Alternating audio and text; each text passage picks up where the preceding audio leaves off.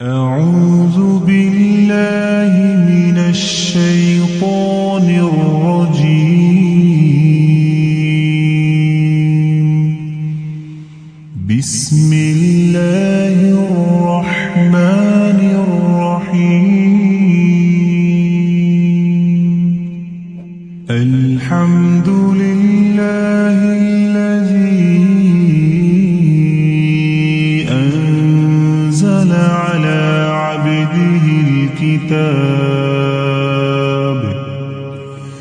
على عبده الكتاب ولم يجعل له عوجا قيما لينذر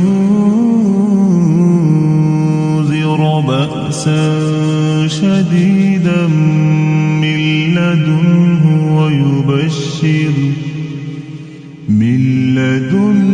ويبشر المؤمنين الذين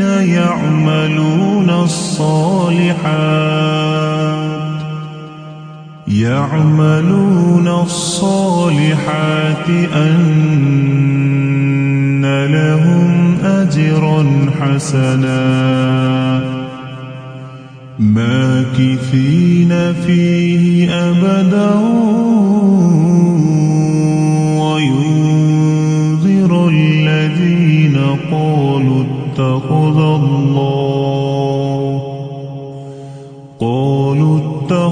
الله ولدا ما لهم به من علم ولا لآبائهم كبرت كلمة تخرج من أفواههم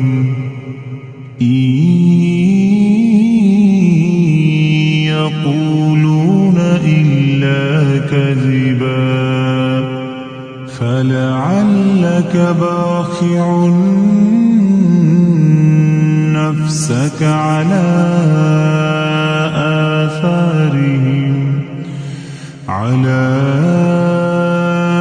آثارهم إن لم يؤمنوا بهذا الحديث أسفا إنا جعلنا ما على الأرض زينة لها لنبلوهم أيهم أحسن عملا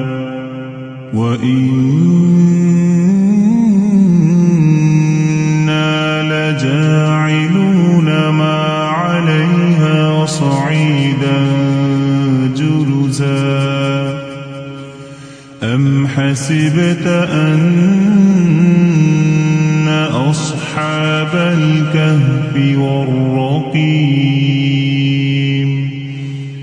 كانوا من آياتنا عجبا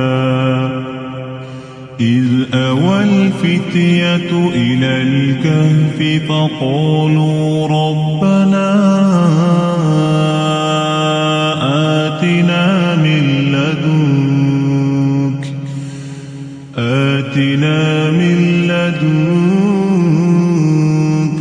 رحمة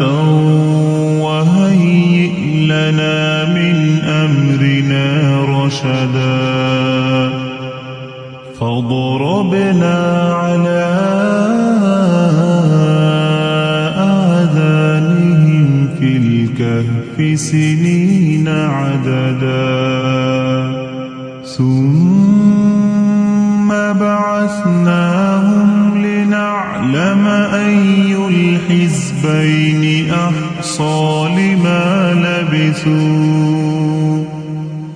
أحصى لما لبثوا أمدا نحن نقص عليك نبأهم بالحق إنهم فتية آمنوا بربهم وزدناهم هدى وربطنا على قلوبهم إذ قاموا فقالوا ربنا رب السماوات والأرض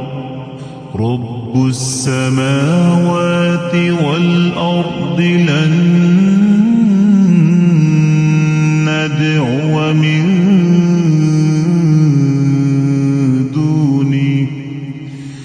دونه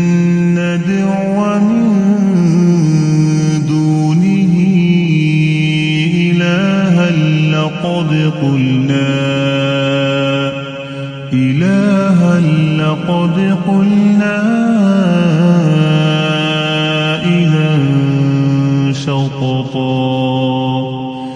هؤلاء قومنا اتخذوا من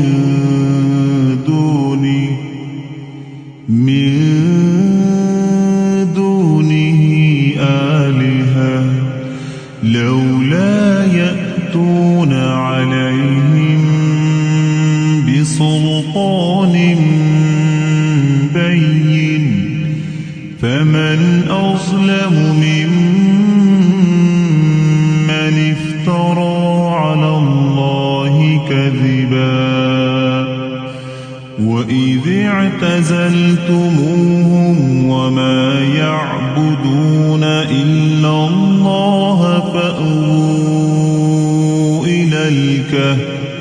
فأووا إلى الكهف ينشر لكم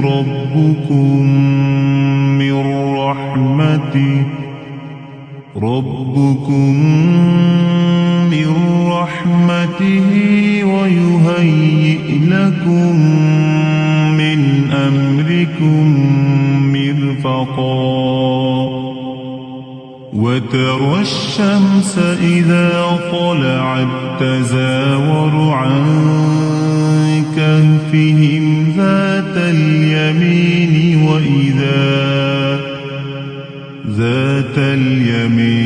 وإذا غربت تقرضهم ذات الشمال وهم في فجوة منه ذلك من آيات الله من يهد الله فهو المهتد ومن يضلل فلن تجد له وليا مرشدا وتحسبهم أيقاظا وهم رقود ونقلبهم ذات اليمين وذات الشمال وكلبهم باسط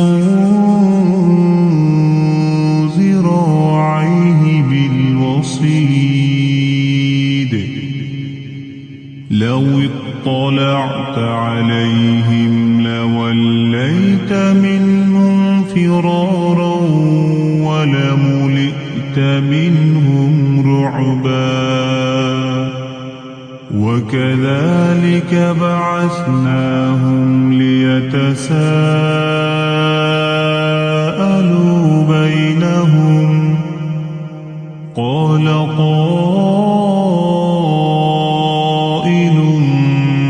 منهم كم لبثتم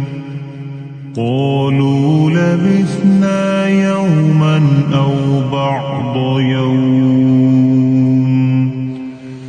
قالوا ربكم أعلم بما لبثتم فابعثوا أحدكم بورقكم هذه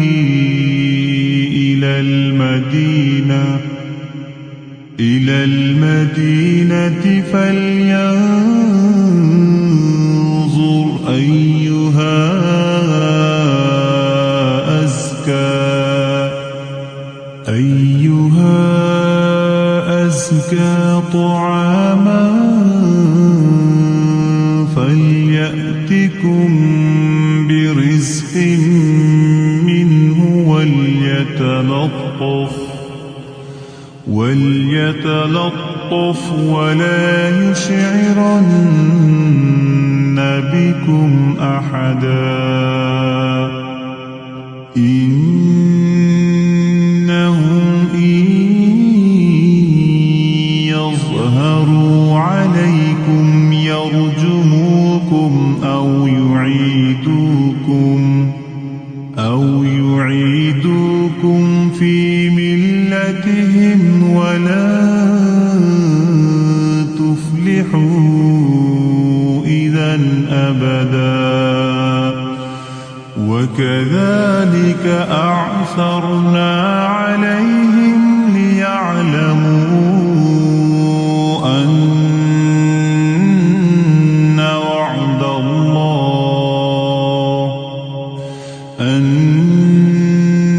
وعد الله حق وأن الساعة لا ريب فيها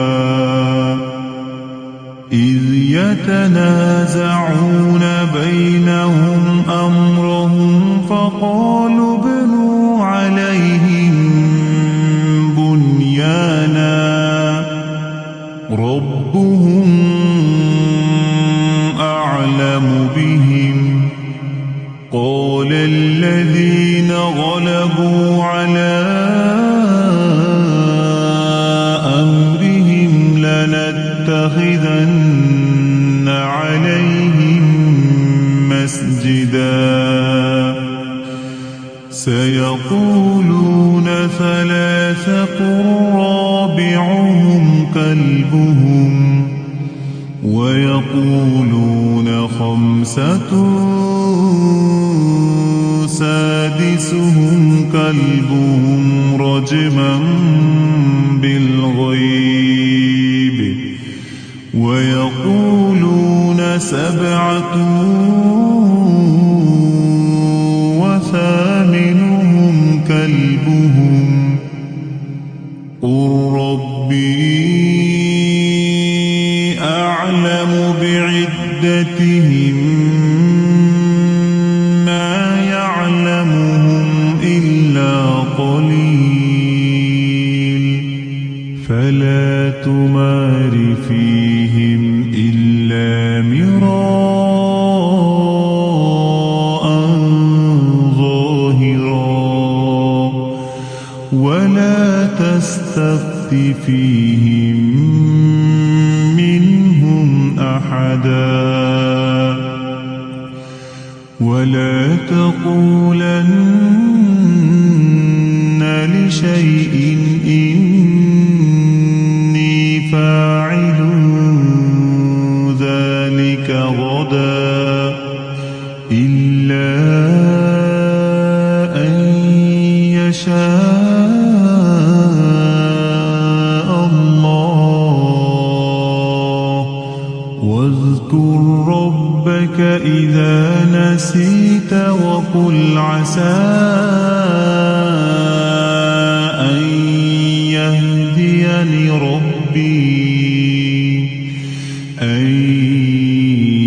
يهديني ربي لأقرب من هذا رشدا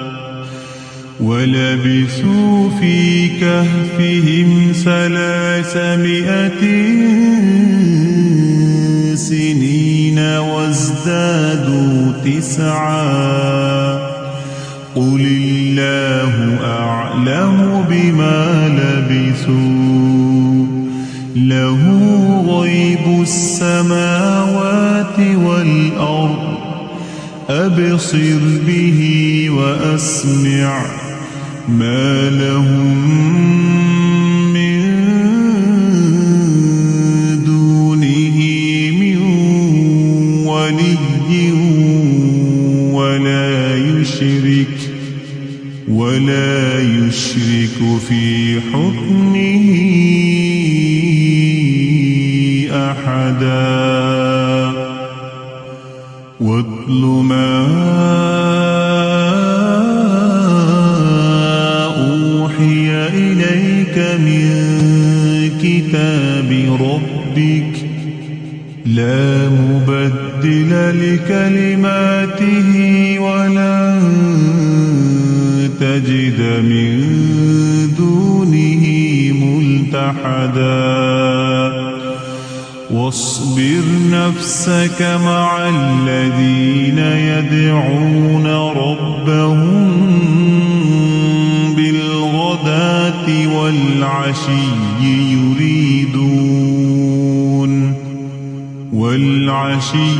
يريدون وجهه ولا تعد عيناك عنهم تريد زينة الحياة الدنيا ولا تطع من أغفلنا قلبه عن ذكرنا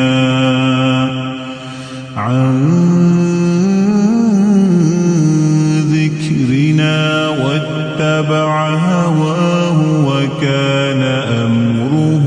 فرطا وقل الحق من ربكم فمن شاء فليؤمن ومن شاء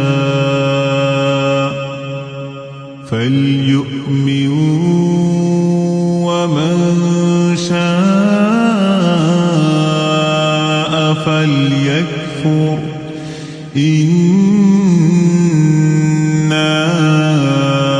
أعتدنا للظالمين نارا أحاط بهم سرادقها وإن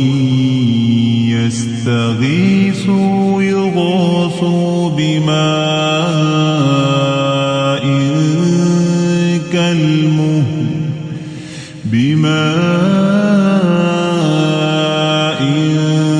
كالمهل يشوي الوجوه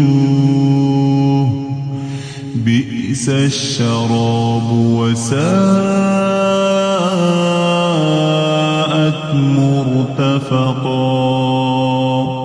إن الذين آمنوا وعملوا الصالحات إنا لا نضيع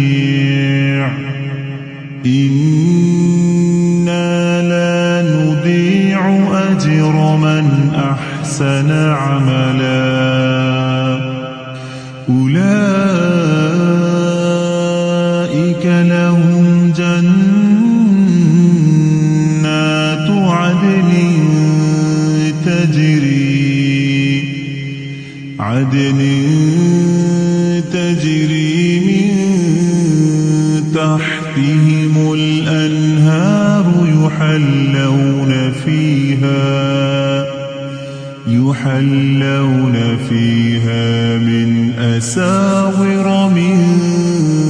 ذهب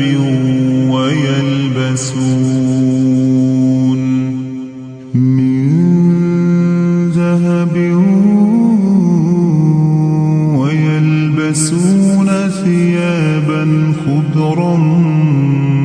من سندس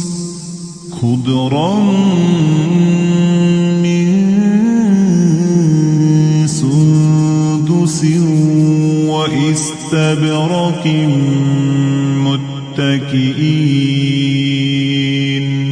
متكئين فيها على الأرائك نعم الثواب وحسنت مرتفقا واضرب لهم مثلا الرجلين جعلنا لأحدهما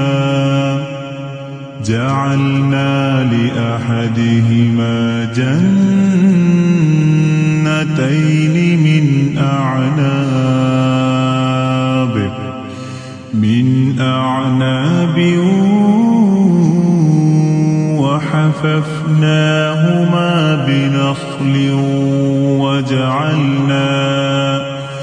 بنخل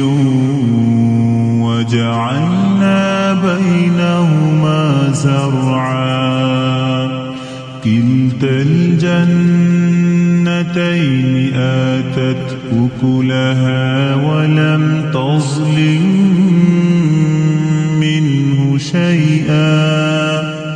وفجرنا خلالهما نهرا وكان له ثمر فقال لصاحبه وهو يحاوره أنا أكثر منك مالا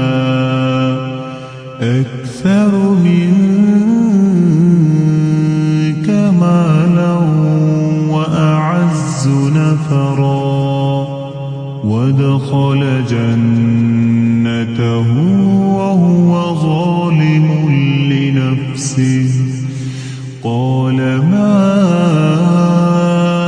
أظن أن تبيد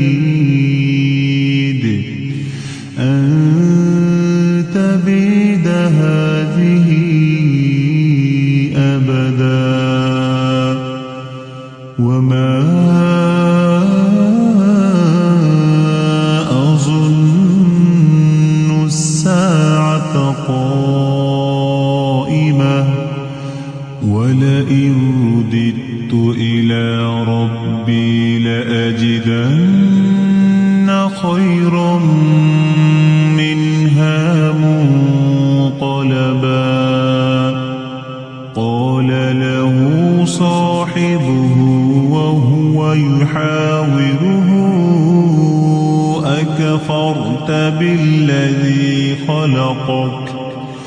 أكفرت بالذي خلقك من تراب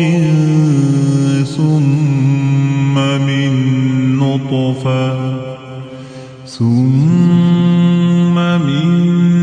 نطفة ثم سواك رجلا لكن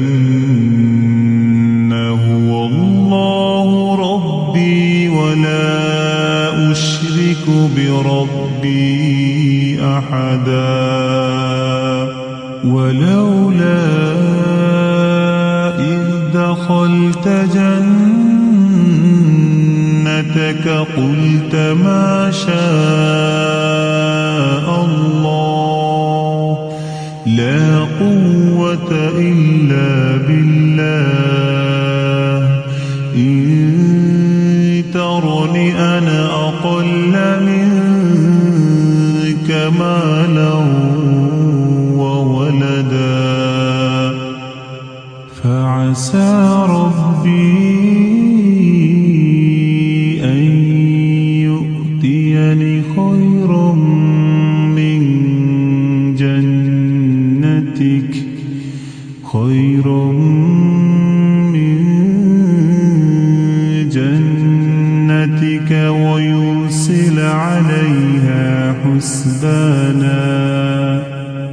ويرسل عليها حسبانا من السماء فتصبح صعيدا زلقا أو يصبح ماؤها غورا فلن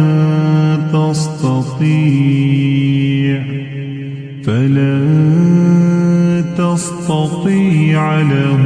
طلبا وأحيط بثمره فأصبح يقلب كفيه على ما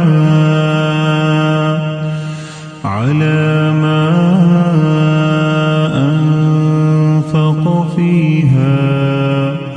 وهي خاوية على عروشها ويقول يا ليتني لم أشرك بربي أحدا ولم تكن له فئة ينصرونه من دون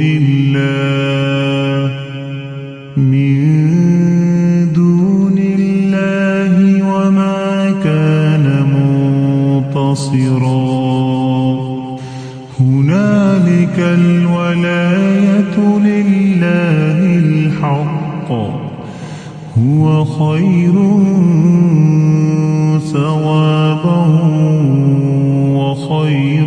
عقبا واضرب لهم مثل الحياة الدنيا كماء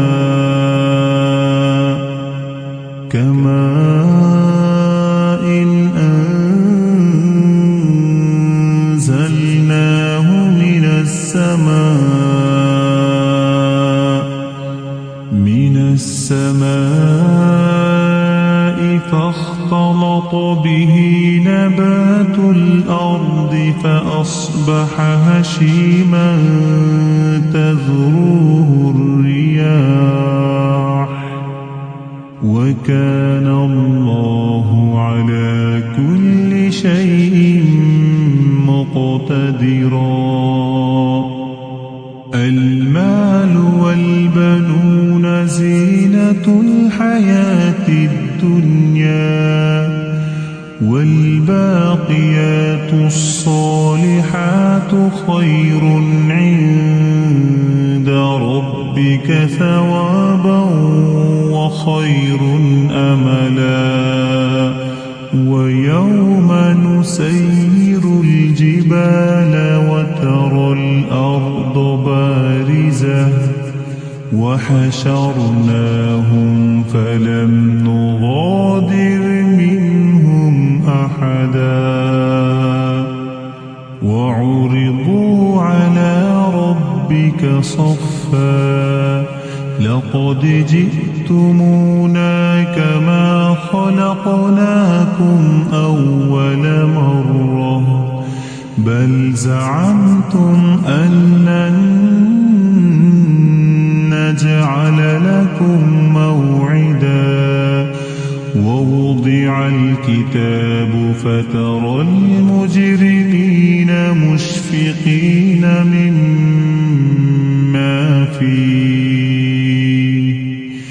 مما فيه ويقولون يا ويلتنا ما لهذا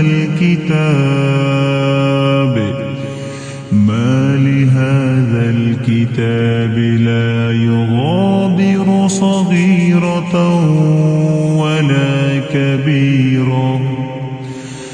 ولا كبيرة إلا أحصاها ووجدوا ما عملوا حاضرا ولا يظلم ربك أحدا وإذ قلنا للملائكة اسجدوا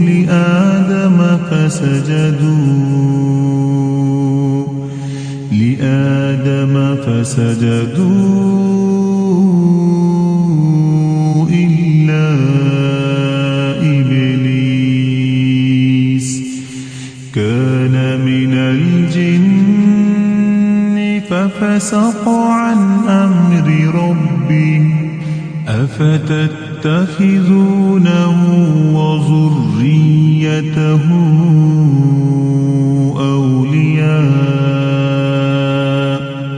أولياء من دوني وهم لكم عدو بئس للظالمين بدلا ما أشهدتهم خلق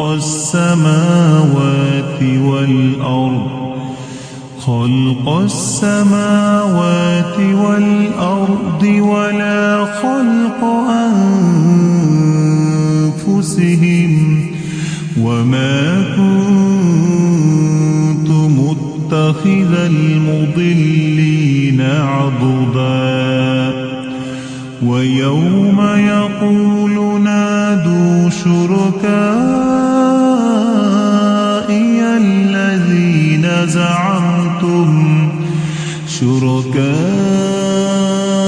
الذين زعمتم فدعوهم فلم يستجيبوا لهم وجعلنا بينهم موبقا ورأى المجرمون النار فظنوا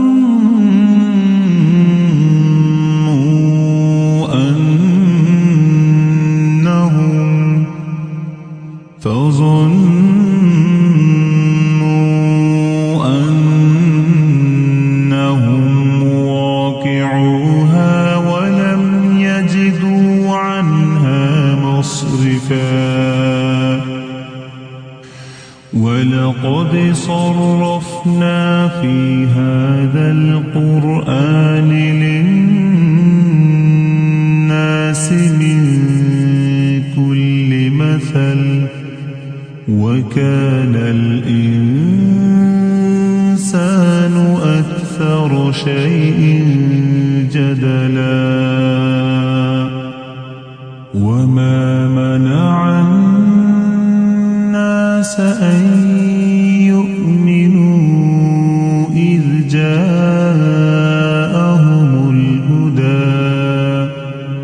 إذ جاءهم الهدى ويستغفروا ربهم إلا أن تأتيهم سنة الأولين أو يأتيهم العذاب قبلا وما نرسل المرسلين إلا مبشرين ومنذرين ويجادل الذين كفروا بالباطل ليدحضوا به الحق واتخذوا آياتي وما أنذروا هزوا ومن أظلم ممن ذكر بآيات ربه فأعرض عنها ونسي ما قدمت يداه إنا جعلنا على قلوبهم أكنة أن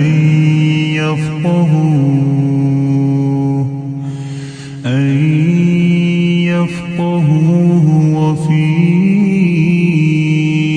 آذانهم وقرا وإن تدعهم إلى الهدى فلن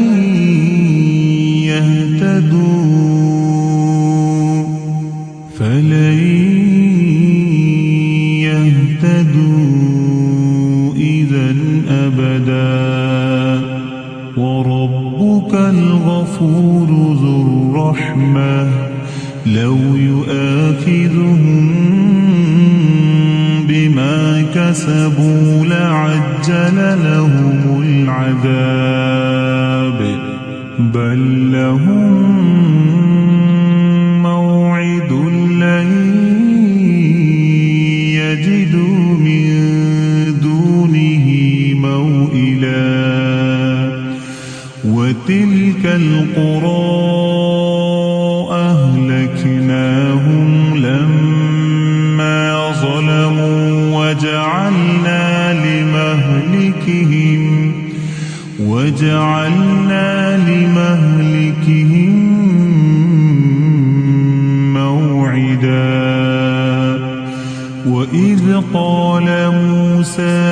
لفتاه لا أبرح حتى أبلغ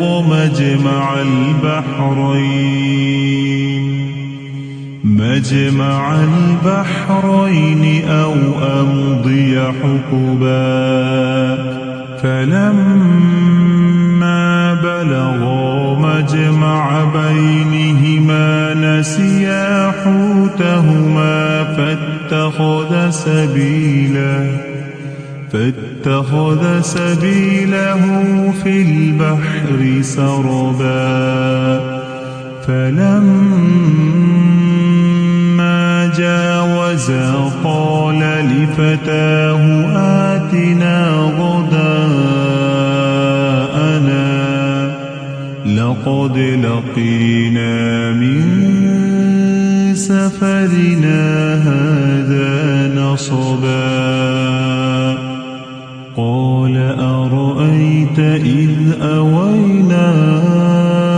إلى الصخرة فإني نسيت الحوت وما أنسانيه إلا الشيطان أن أذكره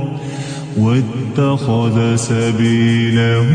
في البحر عجبا قال ذلك ما كنا نبغ فارتدا على آثارهما قصصا فوجدا عبدا من عبادنا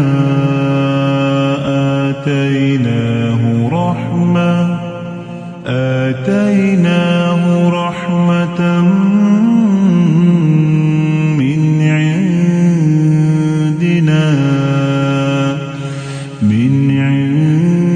عندنا وعلمناه من لدنا علما قال له موسى هل أتبعك على أن تعلمني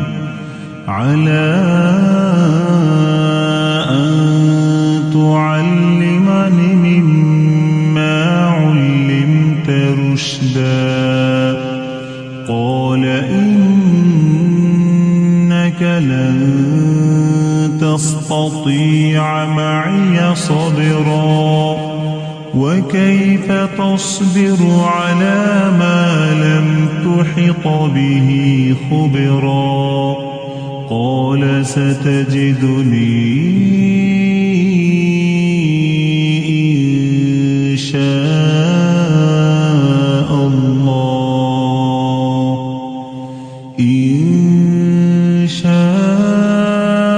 الله صابرا ولا أعصي لك أمرا قال فإن اتبعتني فلا تسألني عن شيء حتى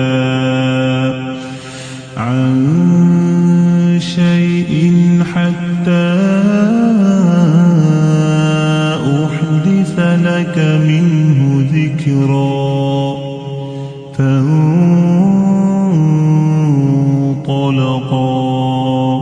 حتى إذا ركبا في السفينة خرقها قال أخرقتها لتغرق أهلها لقد جئت شيئا إمرا قال ألم أقل إنك لن تستطيع معي صبرا قال لا تؤاخذني بما نسيت ولا ترهقني من أمري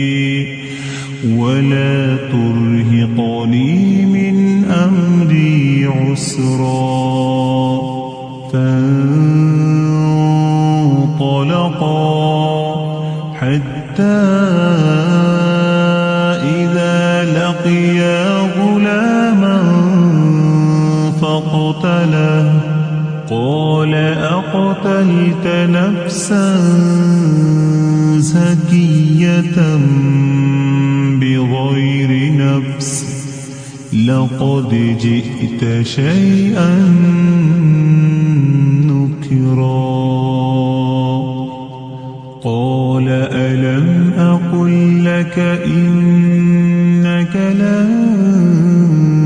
تستطيع معي صبرا قال إن سألتك عن شيء بعدها فلا تصاحبني قد بلغت من لدني عذرا فانطلقا حتى إذا أتيا أهل قرية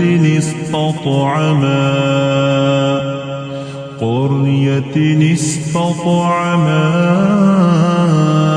أهلها فأبوا أن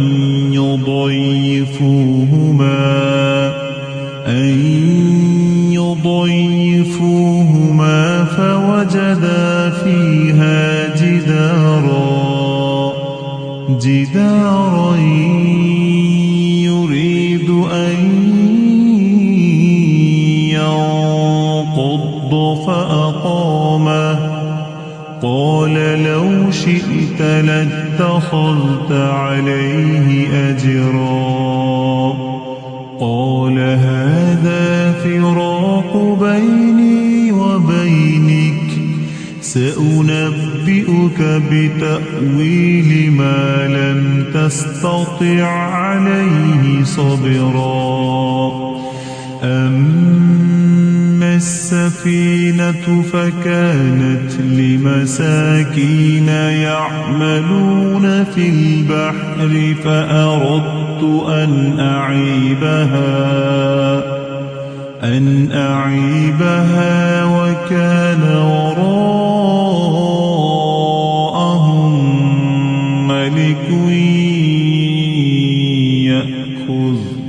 ملك يأخذ كل سفينة غصبا وأما الغلام فكان أبواه مؤمنين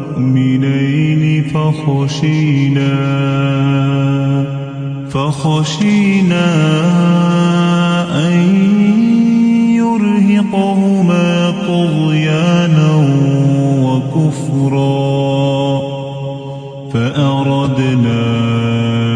أن يبدلهما ربهما خيرا منه زكاة وأقرب رحما وأما الجدار فكان لغلامين يتيمين في المدينة وكان تحته كنز لهما وكان أبوهما صالحا فأراد ربك أن يبلغا أشدهما ويستخرجا كنزهما رحمة من ربك وما فعلته عن أمري ذلك تأويل ما لم تسطع عليه صبرا ويسألونك عن ذي القرنين قل سأتلو عليكم منه ذكرا إنا مكنا له في الأرض وآتيناه من كل شيء سببا فأتبع سببا حتى إذا بلغ مغرب الشمس وجدها تغرب في عين حمئة ووجد عندها قوما قلنا يا ذا القرنين إما أن تعذب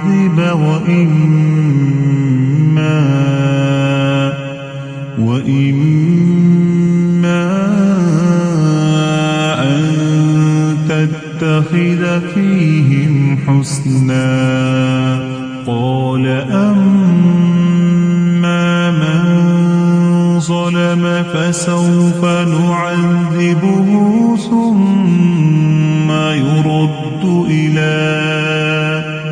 ثم يرد إلى ربه فيعذبه عذابا نكرا وأما من آمن وعمل صالحا فله جزاء الحسنى وسنقول له من أمرنا يسرا ثم أتبع سببا حتى إذا بلغ مطلع الشمس وجدها تطلع على قوم لم نجعل لهم من دونها سترا كذلك وقد أحطنا بما لديه خبرا ثم أتبع سببا حتى إذا بلغ بين السدين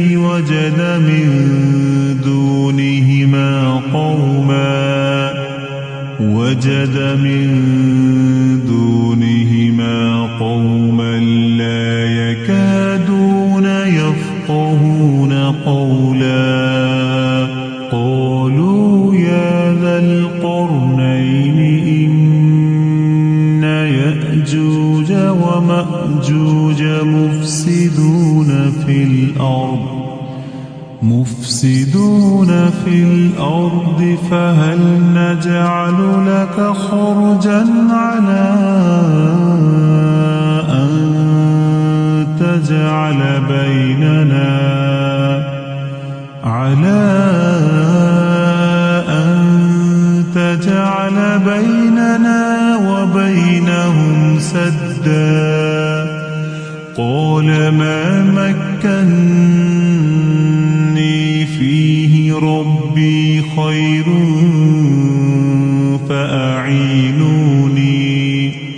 فأعينوني بقوة أجعل بينكم وبينهم ردما آتوني زبر الحديد حتى إذا ساوى بين الصدفين قال انفخوا حتى إذا جعله نارا قال آتوني أفرغ عليه قطرا فما استطاعوا أن يظهروه وما استطاعوا له نقبا قال هذا رحمة من ربي فإذا جاء وعد ربي جعله دكا وكان وعد ربي حقا وتركنا بعضهم يومئذ يموج في بعض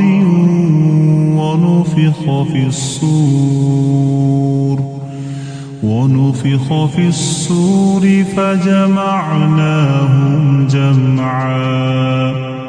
وعرضنا جهنم يومئذ للكافرين عرضا الذين كانت أعينهم في غطاء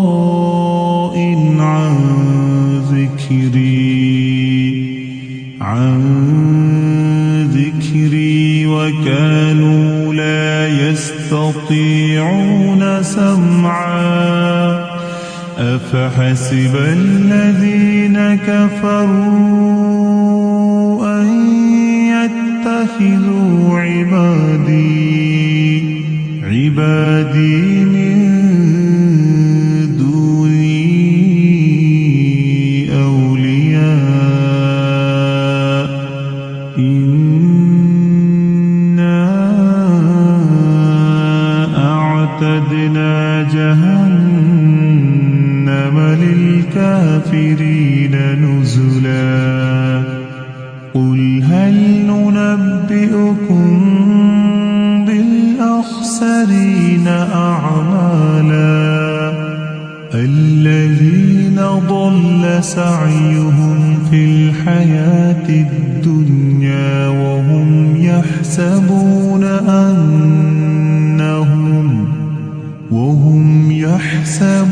أنهم يحسنون صنعا أولئك الذين كفروا بآيات ربهم ولقائه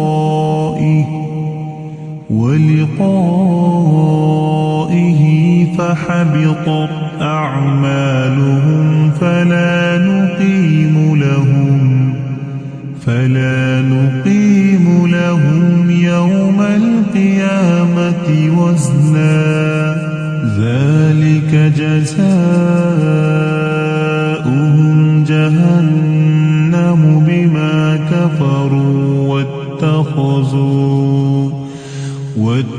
واتخذوا آياتي ورسلي هزوا إن الذين آمنوا وعملوا الصالحات كانت لهم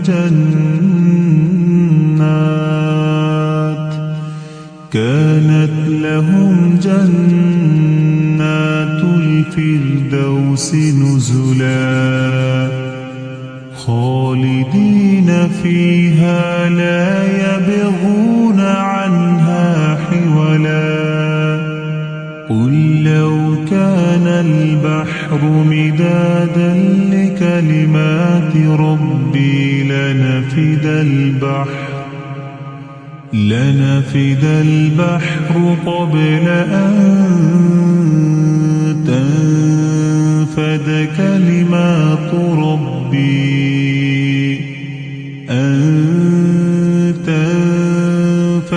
كلمات ربي ولو جئنا بمثله مددا قل إنما أنا بشر مثلكم يوحى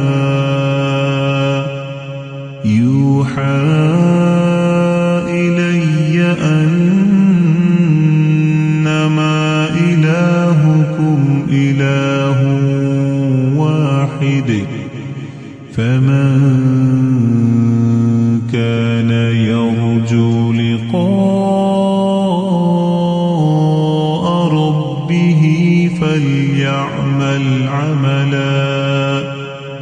فليعمل عملا صالحا